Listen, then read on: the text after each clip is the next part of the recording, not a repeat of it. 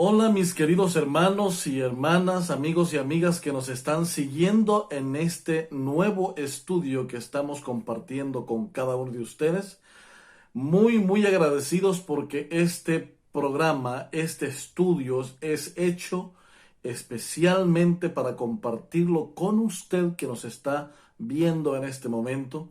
En donde quiera que usted esté es para usted y por favor disfrútelo y compártalo con otros hermanos porque lo hemos preparado con mucho cariño para que usted pueda estudiar con nosotros y pueda al mismo tiempo compartirlo con otras personas que también necesitan estudiar de la palabra de Dios. Y hoy vamos a abordar el tema número 10. El tema número 10 de la serie que estamos estudiando sobre el libro de Hechos de los Apóstoles y las epístolas paulinas. Algunos dirán, bueno, pero hasta este momento no hemos visto las epístolas paulinas. En verdad no las hemos visto. Lo que sucede es que vamos de la mano atravesando los lugares con el apóstol Pablo, y cuando lleguemos a la primera ciudad donde él escribió la primera de sus epístolas, pues vamos a estudiar también las razones por las cuales él escribió, y en sí mismo vamos a estudiar el trasfondo teológico y filosófico de cada una de las cartas o epístolas que el apóstol escribió a las distintas iglesias. Así que el tema de hoy se titula El segundo viaje misionero. En el tema anterior vimos que tanto Pablo como Bernabé tuvieron una discusión, que porque en el primer viaje Juan Marcos, que era primo, sobrino de Bernabé, se les regresó desde Perge. Ahora Pablo no lo quería llevar al segundo viaje misionero, y esta situación nos llevó a que finalmente hubiesen dos equipos de trabajo. Bernabé tomó a Juan Marcos y Pablo tomó a Silas. Y nos termina diciendo esa sección precisamente el capítulo número 16 de Hechos de los Apóstoles y el versículo número 15, capítulo 15, versículo 41 nos dice que Pablo pasó por Siria y por Cilicia, confirmando a las iglesias. Es el trabajo del apóstol Pablo. Pasó con Silas, su amigo, su compañero de trabajo, y pasó confirmando a las iglesias que algunos años atrás habían fundado en el primer viaje misionero. Así que ahora vamos a estudiar en sí las distintas ciudades de manera rápida, cómo el apóstol Pablo y Silas pasaron de un lugar a otro, evangelizando, confirmando la fe con los hermanos, y en el camino se encontraron con algunas cosas. Miren lo que nos dice la lectura bíblica. Hechos capítulo 15, versículos 39 y 40. Así que las iglesias eran confirmadas en la fe y aumentaban en número cada día. Aumentaban en número cada día los hermanos, los feligreses, los seguidores, los discípulos de Cristo Jesús. Hay una cita que quiero compartir con ustedes que está en este libro del Espíritu de Profecía, que se llama Hechos de los Apóstoles también. Página 165, párrafo 3 dice: viajando a través de Siria y Cilicia, donde corroboraron las iglesias, Pablo y Silas llegaron al fin a Derbe y a Listra, en la provincia de Licaonia. Era en Listra donde Pablo había sido apedreado. Sin embargo, lo encontramos de nuevo en el escenario de un anterior peligro. Estaba ansioso de ver cómo soportaban las pruebas aquellos que habían aceptado el Evangelio mediante sus labores. No se chasqueó, porque descubrió que los creyentes de Listra habían permanecido firmes frente a una violenta oposición. Oremos. Nuestro buen Dios, gracias te damos porque nos permites abrir tu palabra y poder estudiar en ella un nuevo mensaje que nos debe ayudar a comprender la filosofía y la pasión de los primeros misioneros, Señor. Te pedimos en este momento que nos ayudes a poder asimilar, aceptar que el desafío nuestro en este tiempo es de nuevo tener el Espíritu Santo y ser apasionados por la predicación del Evangelio. Gracias, Padre querido, por tu amor y por tu justicia, por tu misericordia y por tus bendiciones. Todo te lo pedimos en el bendito y precioso nombre de Cristo Jesús. Amén y amén. Es impresionante la pasión del apóstol Pablo. Cualquiera con la discusión que habían tenido con Bernabé, se hubiesen echado para atrás y decir, no. A mí nadie me está dando nada y lo estoy haciendo porque quiero y con problemas y discusiones mejor ya no hago nada. Y sentarse a ver televisión, bueno, en aquel tiempo no había televisión, pero sentarse simplemente sin hacer absolutamente nada. Pero el apóstol Pablo no fue así. La pasión que tenía por dentro y la unción del Espíritu Santo no le permitieron quedarse tranquilo. Una discusión podía servir para beneficio y para bendición aún en medio de la tribulación. Y habiendo escogido entonces a Silas, comenzaron a ir de lugar en lugar. Fíjense bien. Aquí tenemos el mapa que quiero mostrarles a ustedes más o menos por dónde es que iban. El viaje, el apóstol Pablo comienza justamente aquí en Antioquía. Hay dos Antioquías, pero esta Antioquía es precisamente el centro de operaciones o el primer centro de operaciones que el apóstol Pablo tenía al principio. Aquí en Jerusalén era donde estaban los apóstoles y los ancianos de la iglesia. Jacobo, Pedro y todos aquellos hermanos aquí estaban. Aquí fue el primer concilio. Pablo y Bernabé regresan y se quedan aquí en Antioquía. Y es aquí donde tienen la gran, discusión sobre el desacuerdo de no ir juntos ahora al viaje misionero. Mientras que Bernabé y Juan Marcos viajan hacia Chipre, Pablo y Silas, guiados por el Espíritu Santo y encomendados por los hermanos, se fueron hacia Siria. Aquí todavía había una parte de Siria por esta región, y luego pasaron a lo que sería Turquía y lo que sería ya la parte de Cilicia. En esta parte aquí encontraron la ciudad natal de Pablo, que era Tarso. Y de ahí de Tarso siguieron a Derbe y a Listra. Y eso lo vamos a ver en los primeros versículos después que el apóstol Pablo sale en el segundo viaje misionero. Nos dice en el versículo 1, después Pablo llegó a Derbe y a Listra, donde había un discípulo llamado Timoteo, hijo de una mujer judía creyente y de padre griego. De él daban buen testimonio los hermanos que estaban en Listra y en Iconio. Ahora, aquí está Listra, si ustedes ven, Listra y también está Iconio. En esta ciudad ocurrieron varias cosas en el primer viaje misionero que Pablo tuvo. En Listra fue donde casi lo adoran a él y a Bernabé, recuerdan ustedes, porque creían que era el dios Júpiter y Venus que habían bajado a la tierra y estaban intentando ser hombres, y para que no los destruyesen estaban queriendo adorarlos. Pero después de una posible adoración, pasaron al otro extremo, que fue que en esa ciudad también habían apedreado al apóstol Pablo y lo habían dejado por muerto. Así que el apóstol Pablo llega allí a su antiguo lugar de peligro.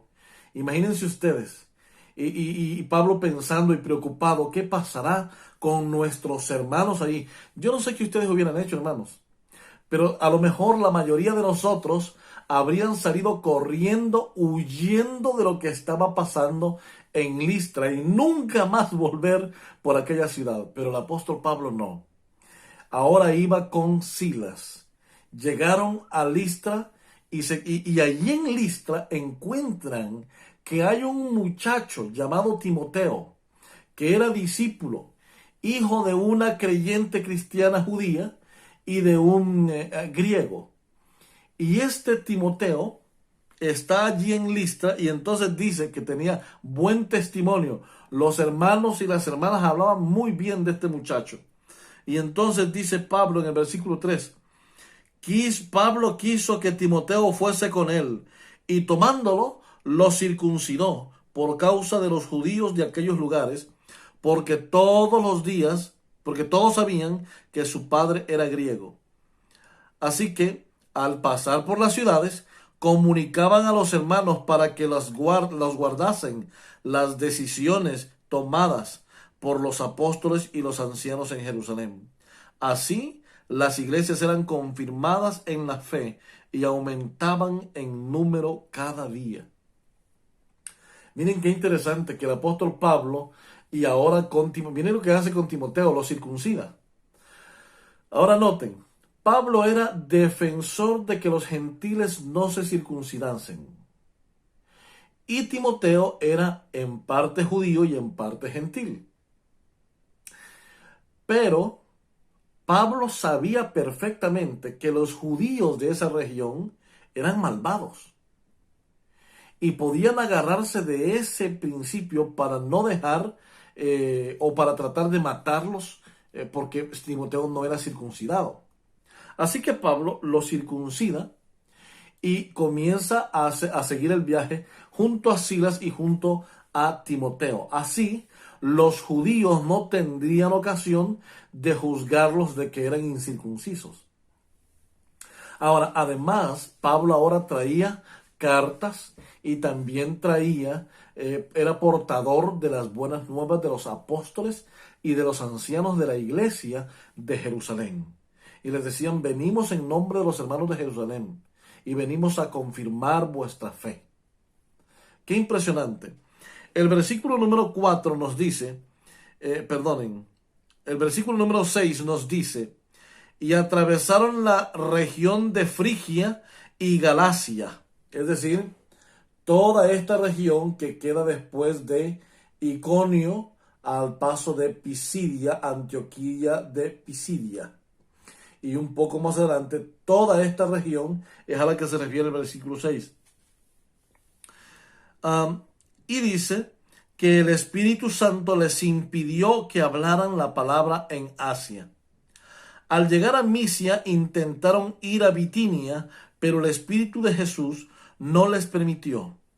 Pasaron junto a Misia y descendieron a Troas. Y entonces finalmente llegaron a Troas. Este es Troas, un puerto marítimo.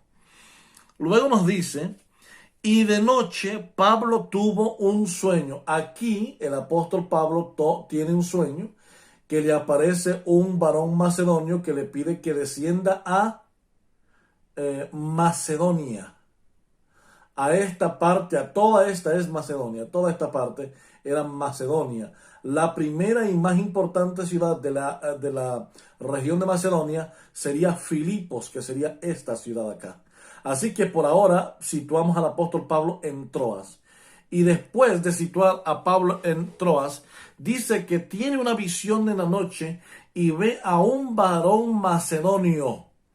Y le dice, y se le mostró a Pablo una visión de noche, un varón macedonio estaba en pie, rogándole y diciendo, pasa a Macedonia y ayúdanos. La obra en Macedonia debía crecer. Las ciudades de Macedonia eran ciudades populistas, muy grandes, llenas de tradición, llenas de cultura, llenas de liberalismo. Y el mensaje debía ser predicado en aquellas ciudades de Macedonia. Es interesante todo esto, porque el Espíritu Santo no lo deja predicar en ninguna de aquellos lugares, sino que entonces le dice un varón al llegar a Troas, él pensaba que en Troas iban a quedarse algún tiempo, pero no, esa misma noche le presenta el Señor la visión que debe ir a ayudar a la predicación a Macedonia. Y cuando dice Macedonia, estaba hablando precisamente de todas estas ciudades, de Atenas, de Corinto, de Berea, de Tesalónica, de Anfípolis, de Filipos. Todas esas ciudades eran ciudades de Macedonia. Ahora bien, es interesante porque cuando llegan a Filipos, el primer caso que se encuentran en Filipos, Pablo, Silas y Timoteo, es que nos dice que se encuentran con una joven adivina. Esta joven era esclava, la tenían como esclavizada, era esclava. Y entonces, pero esta joven era poseída por un espíritu diabólico. Era un espíritu de adivinación. Todos los espíritus de adivinación, hermanos, son diabólicos. El único que puede predecir el futuro es el Espíritu Santo y lo ha hecho a través de las profecías bíblicas. Todo espíritu de adivinación proviene del diablo. Y en muchas iglesias se practica un espíritu de adivinación y aparentemente en el nombre de Dios, aparentemente en nombre de Jesús. Hay que tener mucho cuidado cuando alguien le dice a usted que algo le va a pasar, porque ese es un espíritu que no proviene de Dios, es un espíritu que proviene de Satanás, por muy cristiano que parezca una persona. Y ahora nos dice el capítulo 16, versículo 17 de Hechos. Esta, siguiendo a Pablo y a nosotros, daba voces diciendo: estos hombres son siervos del Dios Altísimo, quienes os anuncian el camino de salvación. Miren qué interesante. Como esta mujer tenía un espíritu de adivinación, esta mujer lograba predecir algunas cosas o acertar algunas cosas sin que las personas la conocieran. Y sobre Pablo y Silas dice: estos hombres son siervos del Dios Altísimo y ellos anuncian el camino de salvación. Y lo repetían, lo repetían. Es que ustedes saben, el diablo sabe y conoce bien a Dios. A veces tenemos la sensación, y es que es así, de que lo conoce mejor que nosotros. Claro, estuvo allá alrededor del trono de Dios, lo conoce muy bien. Así que entonces, esta mujer conocía muy bien de lo que hablaba. El problema es que nos dice allí en los versículos 11 en adelante que después de que Pablo zarpó de Troas, llegaron directamente a Samotracia y al día siguiente a Neápolis, y de allí a Filipos. Y en Filipos es que suceden estas cosas. Dice que un sábado salieron fuera de la ciudad, junto al río donde suponíamos que había un lugar de oración, y sentándonos hablamos a las mujeres que se habían reunido. Y entre ellas había una mujer a quien el Espíritu Santo le abrió su corazón para que estuviera atento a lo que Pablo decía. Y cuando ella fue bautizada junto con su familia, nos rogó que si habéis juzgado bien, entrad en mi casa y hospedaos en ella, y nos instó a quedarnos. Hermanos, cuando nosotros le entregamos al Señor nuestra vida, el Señor, a través del Espíritu Santo, nos permite sacar de nosotros abnegación, bondad, voluntad, el don de compartir con otras personas lo poco o lo mucho que tenemos.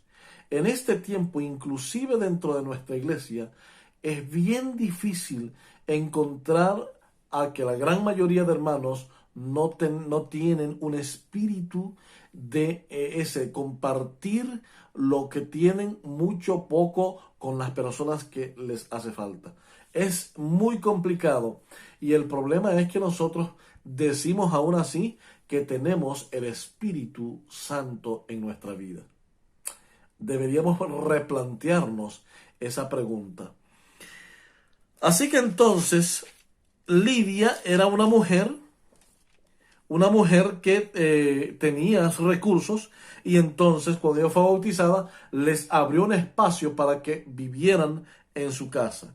Y allí fue que un día que iban a la oración salió al encuentro, dice, una muchacha esclava que tenía espíritu de adivinación, y adivinando daba mucha ganancia a sus amos, es decir, que sus amos la tenían como adivinadora y de esa manera hacían muchísimo dinero.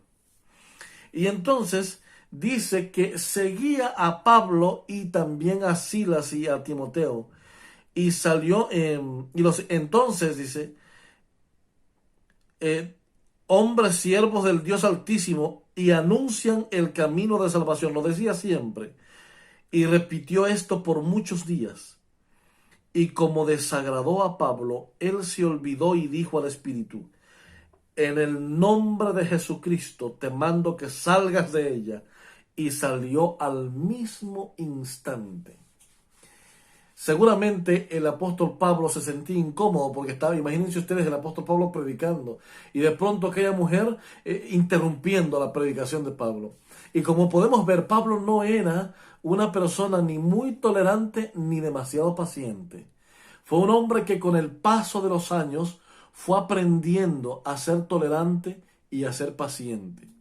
Pero al principio de su ministerio, vaya, ahora está en el segundo viaje misionero, no era su mayor fortaleza en su carácter, ni la paciencia, ni la tolerancia.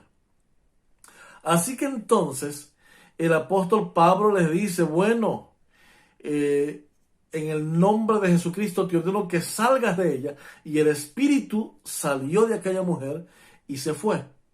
Pero el problema fue después.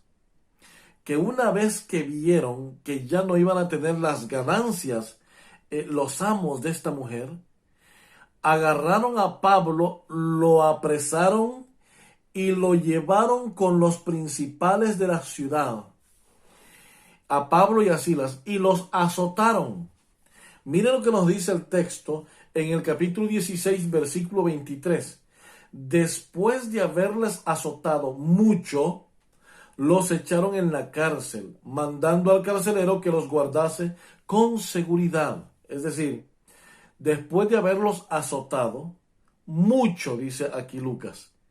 El asunto es que ese mucho se traduce con lo que el apóstol Pablo después en sus cartas él describe, con que lo azotaron 40 menos un azote. Era la cantidad límite que se le podía dar a una persona de azotes, es decir, 39 azotes. Esa fue la cantidad de azotes que recibieron en esa oportunidad en Filipos, Pablo y Silas, y después los meten adentro y les colocan el cepo en los pies, es decir, los aprisionan además de estar encerrados. Me encanta un pasaje que encontramos allí en el versículo 25 que dice, pero a medianoche, orando, Pablo y Silas cantaban himnos a Dios y los presos los oían. Hermanos, es que cuando uno tiene el Espíritu Santo, cuando el Espíritu Santo llega a una persona y lo toma y lo unge y lo usa en el ministerio, cuando el Espíritu Santo está en una persona, las personas actúan a veces de manera ilógica, no siguiendo la lógica común. La lógica común aquí nos dice que Pablo y Silas debían estar llorando por el dolor de los 39 azotes recibidos. Pero la ilógica nos dice, es decir, el texto nos dice que lo que estaban haciendo era orando y cantando himnos. ¿Cuál cree que sería la reacción de los demás presos? Estos tipos están locos. Sí, estarían locos porque estaba la presencia de Dios en su vida. Y eso hacía que ellos reflejaran algo que los demás no tenían. Miren qué impresionante. Cantaban a medianoche y oraban al Señor. ¿Qué habrías hecho tú, mi hermano, mi hermana querida? ¿Qué habría hecho yo en ese momento? Llorar por los azotes, llorar por las heridas. Pero ellos no, oraban y cantaban. Pablo y Silas eran fuera de serie. Y los presos los oían y se quedaban admirados y decían, oye, ¿qué les pasa? Los han azotado y están felices. Había culto en la cárcel. Había servicio en la cárcel. Qué interesante. Pablo y Silas, unos apasionados de la palabra de Dios, unos apasionados del Evangelio. Pero nosotros no podemos soportar algún insulto, porque si nos insulta un hermano de la iglesia, hay hermanos, estamos hablando de demanda civil, de ir a la corte y de mandar un comunicado a los derechos humanos, de mandar a la ONU otra carta por atropello a los derechos humanos. Pablo y Silas, azotados por algo injusto, acusados de alborotar a la gente, azotados 39 veces, y ahora ellos cantaban alabanzas al Señor. Hace unos días una hermana me dice, pastor, ¿me puede conseguir un listado de textos de agradecimiento? Le conseguí 15 pasajes. Hay muchos más. Pero mientras estaba consiguiendo esos 15 pasajes, yo los analizaba y decía, uno debe darle gracias a Dios en todo y por todo. Aún por los momentos difíciles que en la vida tenemos que vivir, como lo hizo Pablo y Silas, tenemos que agradecerle al Señor, porque si no fueran esos momentos de tribulación, si no fueran esos momentos de sufrimiento, nosotros, hermanos queridos, estaríamos en una condición distinta. Nuestra vida espiritual no sería la misma. Nuestra vida no estaría entregada a Cristo Jesús.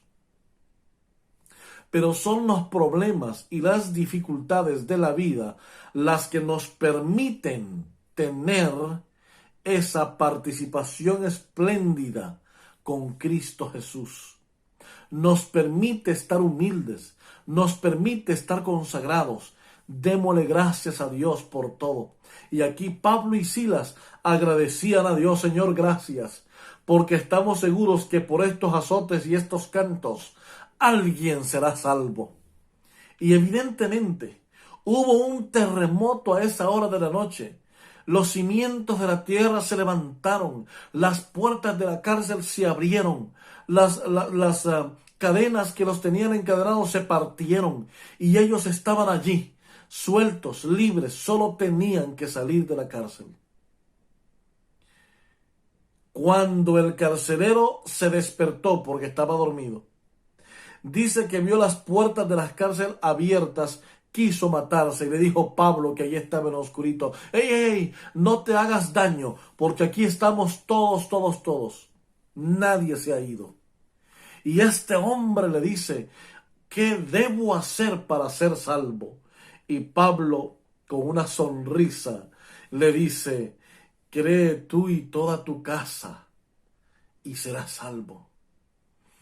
Y en ese momento, después de pasar a amarrarle cadenas en los pies, pasó el carcelero a llevarlos a su casa y entonces limpiarles las heridas. Y después de limpiarles las heridas, dice que toda su casa creyó.